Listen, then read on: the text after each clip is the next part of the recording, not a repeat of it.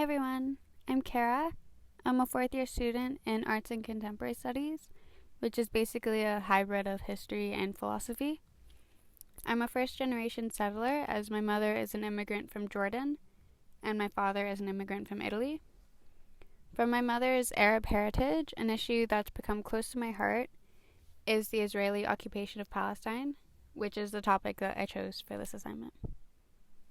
Because my discipline is more history-based, I'll briefly discuss the historical narrative and the origins of the occupation, and afterwards I'll contrast that with an indigenous anti-colonial approach. So, 72 years have passed since the Nakba, which is Arabic for catastrophe, and it refers to the ethnic cleansing campaign that was carried out during the creation of Israel. This took place in Palestine in 1948, in which more than 750,000 Palestinians were forcefully expelled from their homes and pushed into refugee camps by Zionist military to make way for the establishment of Israel. More than 500 Palestinian cities and villages were systematically destroyed, producing one of the world's largest refugee populations. But the Nakba didn't end in 1948. And the catastrophe continues to affect more than 12 million Palestinians who remain stateless today. Historical Palestine was made up of Palestinian Muslims, Christians, and a small number of Jews who lived together more or less peacefully. According to Ottoman records in 1878, Palestine was 87% Muslim, 10% Christian, and 3% Jewish. The persecution of Jews across Europe led Jews to flee Europe, and Zionists saw Palestine as a prime location for a Jewish homeland. However, they thought the only way of making Palestine a Jewish state was by entirely removing the Palestinians, who were indigenous to the land. The Jewish Zionist movement began organizing immigration and buying land in Palestine. When World War I began, British promised Zionist support for a Jewish national home in Palestine. This came as a formal political letter that is known today as the Balfour Declaration, and it promised, and I quote, the establishment in Palestine of a national home for the Jewish people. It also included that, and I quote, nothing shall be done which may prejudice the civil and religious rights of existing non-Jewish communities in Palestine. When World War I ended and the Ottoman Empire was defeated, Britain occupied Palestine. The British government sponsored the Jews to emigrate into Palestine and acquire Palestinian land. Jewish migration into Palestine continued for decades. The British established separate institutions for Christians, Jews, and Muslims, which made it difficult for Palestinian Christian Jews and Muslims to cooperate and live peacefully as they once had, and easier for the British to, quote, divide and rule the inhabitants of Palestine. Between 1920 and 1939, the Jewish population increased by over 320,000 people. By 1938, Jews were at 30% of the population of Palestine, as contrasted to the 3% they were in 1878. Palestinians saw British support of Zionism as biased and unfair. In 1936, the people of Palestine revolted to fight against British and Zionist occupation of their homeland. The British and the Zionists brutally suppressed the Palestinian revolt. Britain suppressed and dismantled the Palestinian Revolution, leaving them with no political or military leadership. However, the British also began limiting Jewish migration, which obviously upset the Jews, and this led the Jewish population to create their own military forces.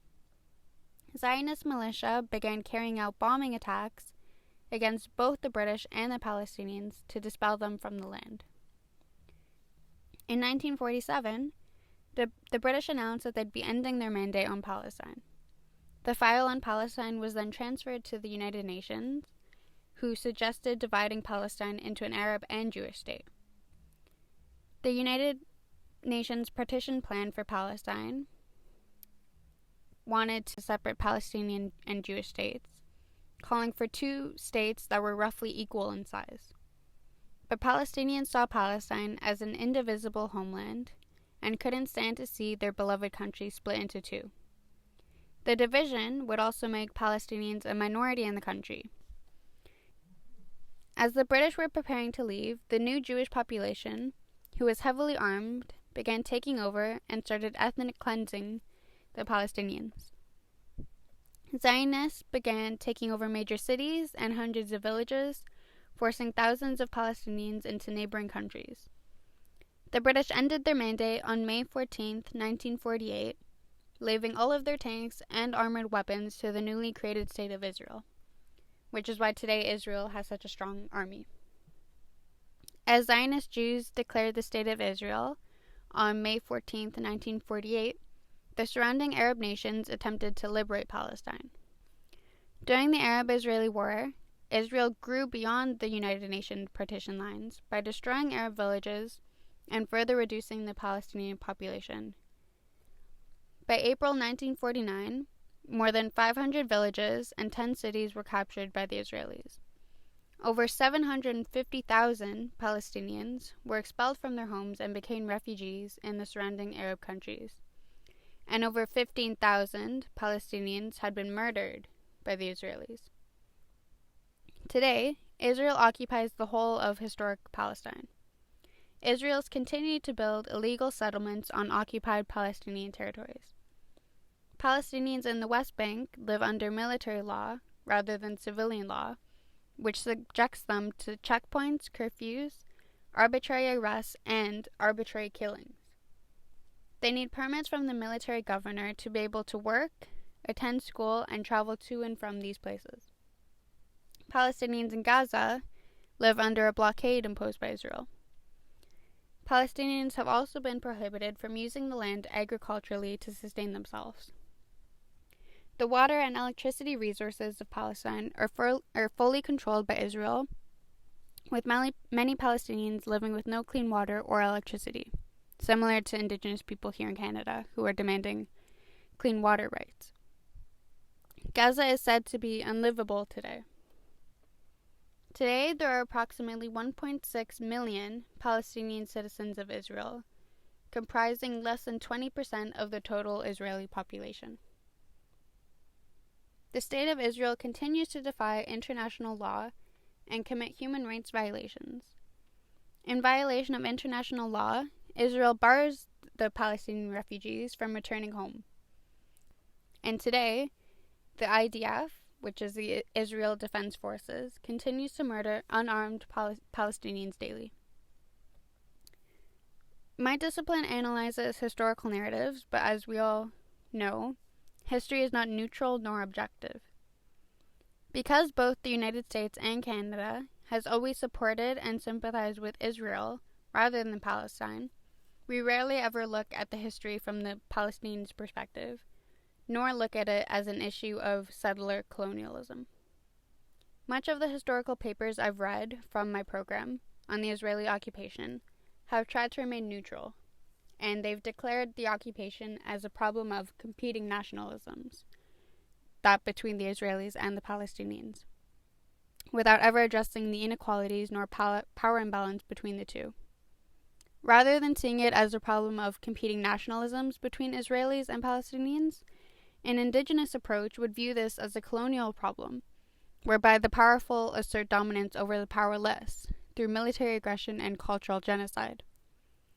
Much like the colonialism of indigenous people on Turtle Island, Palestinians have been made strangers in their own homeland. Millions of Palestinians who live under Israeli occupation have no voice, and they're denied the right to vote in the elections for the government that rules their lives.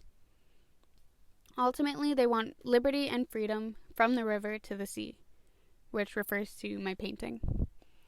And they want that freedom throughout their historic homeland, not just on the 22% that comprise the West Bank and Gaza Strip, which is all they have been allowed. They want an end to Israel's century-long settler colonial project, which was not merely about stealing land, but about expelling Palestinians through cultural genocide. Palestinians in Israel are constantly reminded that they are unwanted. Netanyahu, the Prime Minister of Israel, said clearly last year that, and I quote, Israel is not a state for all of its citizens.